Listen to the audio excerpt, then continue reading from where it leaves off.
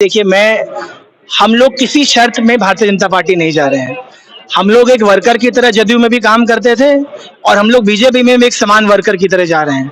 हम लोगों पे हमारे लोगों का बड़ा दबाव था कि केंद्रीय नेतृत्व से कोई आए, तो जब तक लॉ एंड ऑर्डर ठीक नहीं होगा, आम बिहारी जो दिहाड़ी मजदूरी भी करता है, अपनी दुकान भी चलाता है, विद्यालय में भी काम करता है, नौकरी भी करता है, व्यापार भी करता है, गरीब से लेकर गरीब किसान भी, गरीब से लेकर गरीब और अमीर से अमीर इंसान भी आज के दिन पे 2005 के जो आतंक था, अब उसको इस बात का इल्म हो रहा है कि अब वो समय शायद आ सकता है।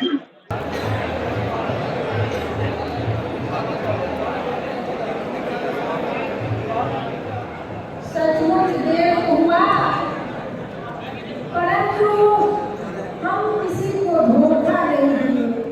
हमको लगा कि पार्टी का जब कार्यक्रम हो रहा है तो वो लोग हमको पूछते ही नहीं थे, तो हमको लगा कि वो बहुत ही गलत जगह हम पार्टी में फंस गए हैं, हमको तो इस्तीफा दे देना चाहिए। 2024 में नरेंद्र मोदी जी को वापस सत्ता में लेके आना है और भारतीय जनता पार्टी जो पिछले 9 साल से बहुत अच्छा देश में सरकार चला रही है और किसानों के लिए, गरीबों के लिए, सबके लिए इस सरकार में जगह है और सबके लिए सरकार काम कर रही है। उस सरकार को मजबूत करके हमें वापस दिल्ली में बैठाना है। हमारा जो परिवार है वो 2005 को वापस लेके नहीं आना चाहता है, उसके खिलाफ। और हमारे लोगों को ये डर लग रहा है कि अगर वो समय आ गया तो फिर दिक्कत होगी हम लोगों को। तो जब इन लोगों को दिक्कत है, वो हमारी दिक्कत है। आरा, अरवल, बक्सर, ये जो बेल्ट देखेंगे बिहार का, तो ये अभी भी जो है बहुत ही क्राइम से, जो है आपराधिक घटनाओं से पीड़ित है। तो इसको लेकर के आप लोग क्या सुधार करें? देखिए, सच्चाई ये है कि 2015 तक क्राइम कंट्रोल में था, तो इस आस्था का हम लोग सम्मान करेंगे, इस आस्था के खिलाफ हम लोग जा नहीं सकते।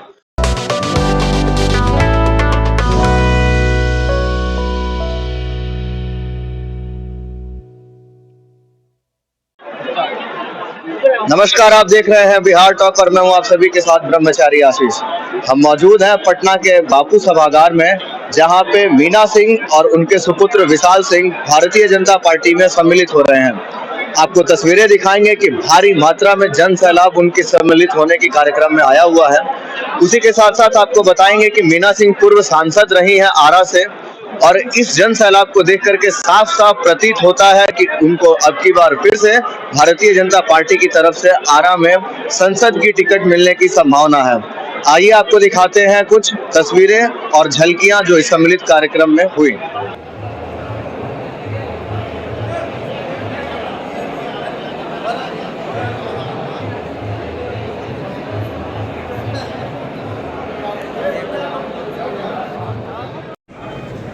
अभी हमारे संधि साहब कह रहे थे कि बहुत देर कर दिया आपने, सचमुच देर हुआ, परंतु हम किसी को धोखा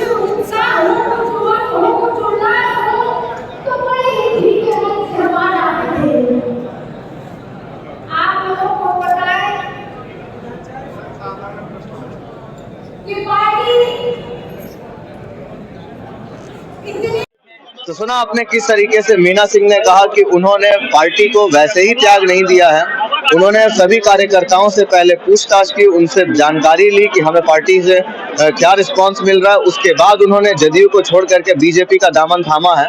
इसी के साथ साथ आपको बता दें कि मीना सिंह ने कहा कि जिस दल में कोई ऊर्जा नहीं हो, जिस दल में काम करने में मजा नहीं आए, उस दल में रहने से कोई फायदा नहीं है।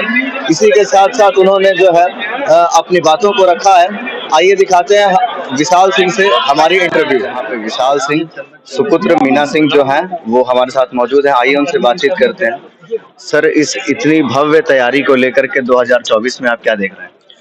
2024 में नरेंद्र मोदी जी को वापस सत्ता में लेके आना है और भारतीय जनता पार्टी जो पिछले 9 साल से बहुत अच्छा देश में सरकार चला रही है और किसानों के लिए, गरीबों के लिए, सबके लिए इस सरकार में जगह है और सबके लिए सरकार काम कर रही है। उस सरकार को मजबूत करके हमें वापस दिल्ली में बैठाना है। नरेंद्र मोदी जी तो ठीक है, आप मीना सिंह जी की बात कीजिए या आप अपनी बात कीजिए, तो आप लोगों का 2024 को लेकर के क्या तैयारी है?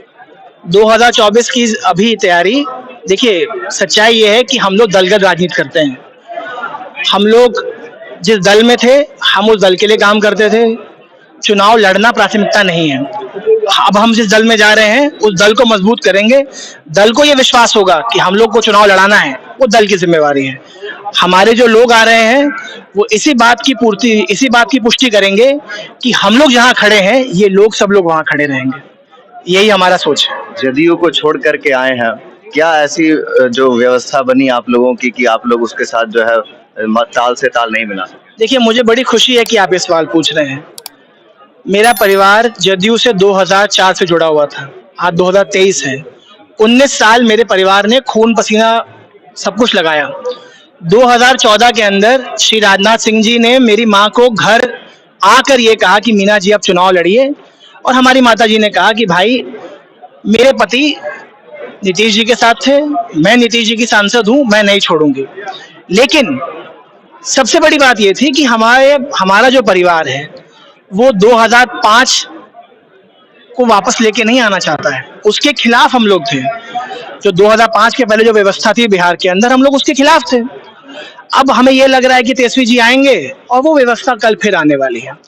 तो जब तक हम लोग राजनीति कर रहे हैं, इतने लोगों की जिम्मेवारी हमारे ऊपर है, इन लोगों की आस्था हमारे ऊपर है, तो इस आस्था का हम लोग सम्मान करेंगे। इस आस्था के खिलाफ हम लोग जा नहीं सकते। और हमारे लोगों को ये डर लग रहा है कि अगर वो समय आ गया तो फिर दिक्कत होगी हम लोगों को।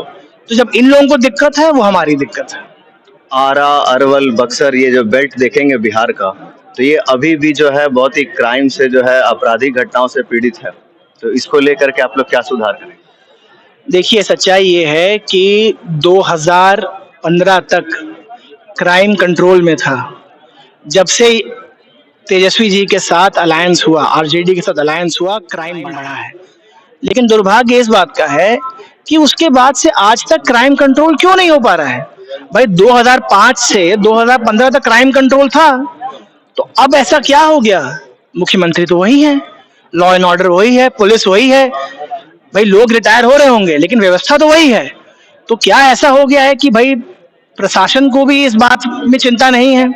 क्या प्रशासन को भी ये लग रहा है कि भाई ऊपर से कोई ऐसी डायरेक्शन है कि क्राइम बढ़ रहा है, बढ़ने दो, इसको जो करना है करने दो? क्योंकि मुख्यमंत्री तो वही है, 2015 के पहले भी वही थे, 2015 के बाद भी आप ही हैं।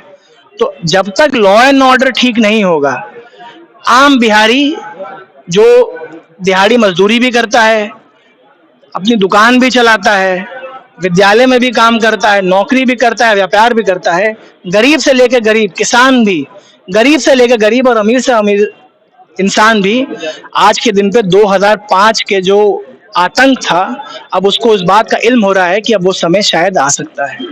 जदयू जो है वो बराबर टूटती दिख रही है। इससे पहले उपेंद्र कुशवाहा ने भी अपनी नई पार्टी बना ली है, उससे पहले भी कई नेता जदयू छोड़ करके आ गए हैं। तो क्या लगता है, जदयू का अस्तित्व खतरे में है?